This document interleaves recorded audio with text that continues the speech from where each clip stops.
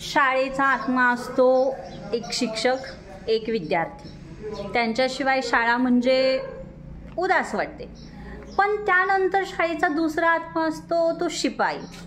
शिपाई म्हणजे शाळेचे कान, नाक, डोळे, हात आणि पाय. आमच्या शाळेचे शिपाई मामा, त्यांचं नाव आहे विजय जाधव, पण सगळे त्यांना म्हणतात लाला मामा. काही जण लाली पण म्हणतात.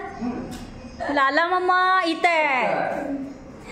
तर हे आहेत शाळेचे शिपाई आमचे लाला मामा.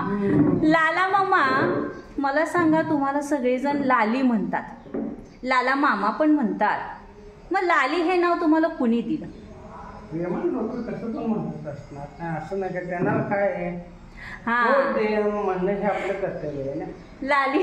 लाली मामा म्हणजे लाला मामा म्हणतात की त्यांना प्रेमानं हे नाव दिलेलं आहे.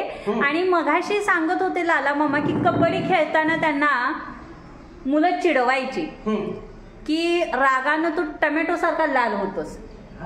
लाली लाली म्हणून त्यांना मुलं चिडवायला लागल्यानंतर शाळेचे मुख्याध्यापक श्रीपाद जोशी सर होते.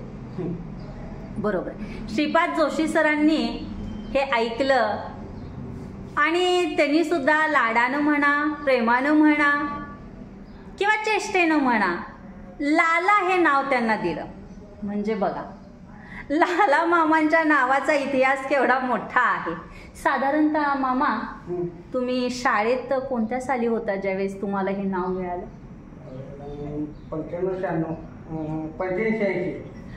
1985-86 लाला मामांना हे नाव मिळालं. म्हणजे नावाचा इतिहास मोठा आहे.